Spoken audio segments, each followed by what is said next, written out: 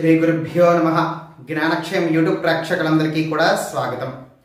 కొంతమందికి ఏదైనా కూడా గాలి సోకినా లేకపోతే దుష్ట ప్రభావాలు వాళ్ళ మీద పడిన ఎన్నో రకరకాల పరిహారాలు నేను ఇంతకుముందు చెప్పి ఉన్నాను. అందులో కొన్ని ఏమిటంటే ఒక్కసారి ఒక రెండు తెలుసుకుందాం. ఏమన్నా ఇల్లంతా కూడా ఒక 6 నెమలికలు పెట్టుకోవడం వలన ఎటువంటి నరదృష్టి నరఘోష ఇవేమీ కూడా తగలకోకుండా ఉండటమే కాకుండా మంచి ధన సంపాదన, మంచి కుటుంబానికి అభివృద్ధి అనేటువంటివి జరుగుతూ ఉంటాయి. అలాగే వాహన ప్రమాదాలు జరుగుతున్నటువంటి వాళ్ళు వాహనానికి ముందు భాగాన ఒక నలుపు రంగు యొక్క రిబ్బను, అలాగే వెనకాతలేమో పసుపు రంగు యొక్క రిబ్బను గనక కట్టుకున్నట్లయితే ఎక్కడో దగ్గర వాహన ప్రమాదాలు జరగకుండా ఉంటాయి.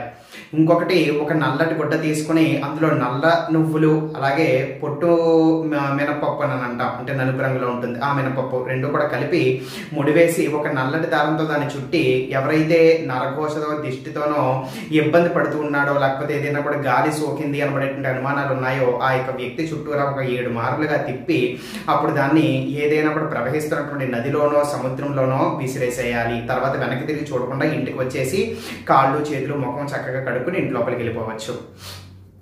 ఇది ఈ యొక్క ప్రక్రియ. ఇప్పుడు నేను చాలా తీవ్రమైనటువంటి ఒక సాధన గురించి చెప్తూ ఉన్నాను. ఇది మీ యొక్క ప్రాణాంతకమైనటువంటి పరిస్థితుల్లో తప్ప మరి ఎప్పుడు అన్యథా వాడరాదు.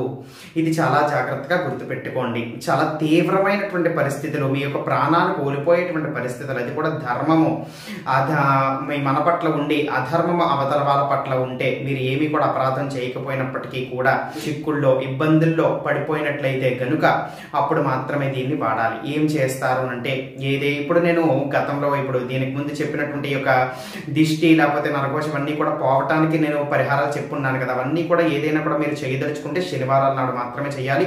ఇప్పుడు నేను చెప్పబోయేటువంటి యొక్క ప్రక్రియ ఏదైతే ఉందో ఇది కూడా శనివారం నాడు మాత్రమే ప్రారంభించాలి.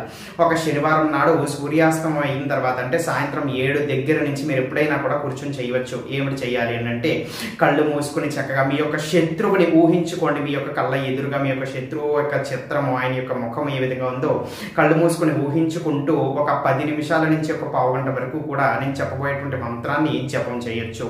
లేదు అని అంటే ఇంకా కూడా మరింత ఏకాగ్రత కోసం ఆ యొక్క శత్రువు తల యొక్క ఫోటో కూడా వాడవచ్చు. ఆ యొక్క ఫోటో అనేటువంటి తెచ్చుకొని ఆ యొక్క ఫోటో చూస్తూ కూడా 10 నిమిషాల నుంచి పావు గంట వరకు కూడా నేను చెప్పబోయేటువంటి మంత్రాన్ని జపం చేయవచ్చు అనమాట.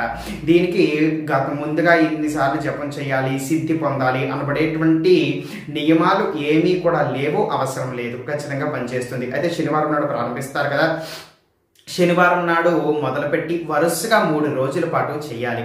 ఆ యొక్క వ్యక్తికి ఎవరికైతే మీరు చేస్తారో ఆ యొక్క శత్రువు మీ పట్ల రాకుండా స్తంభనం అనేటువంటిది చెరిగిపోతుంది అనమాట. ఆ యొక్క వ్యక్తి యొక్క గొడవ మీకు లేకుండా పోతుంది. ఖచ్చితంగా దీని యొక్క ప్రభావం చాలా తీవ్రంగా ఉంటుంది కాబట్టి 1కి 2-3 సార్లు ఆలోచించి చేయండి. మీ యొక్క ప్రాణాలు కనుక ఇబ్బందుల్లో పడినట్లయితే, ప్రాణహాని కనుక మీకు ఉన్నట్లయితే, అంత తీవ్రమైన పరిస్థితులు ఇంకా తప్పని పరిస్థితి అయినప్పుడు మాత్రమే ఈ యొక్క ప్రక్రియ అనేటువంటిది వాడండి. మరీగా చెప్తున్నాను. ఇక ఆ యొక్క మంత్రం ఏమిటి అని అంటే ఓం శత్రు దమన హూం ఫట్ స్వాహ. మళ్ళీ చెప్తున్నాను, ఓం శత్రు దమన హూం ఫట్ స్వాహ.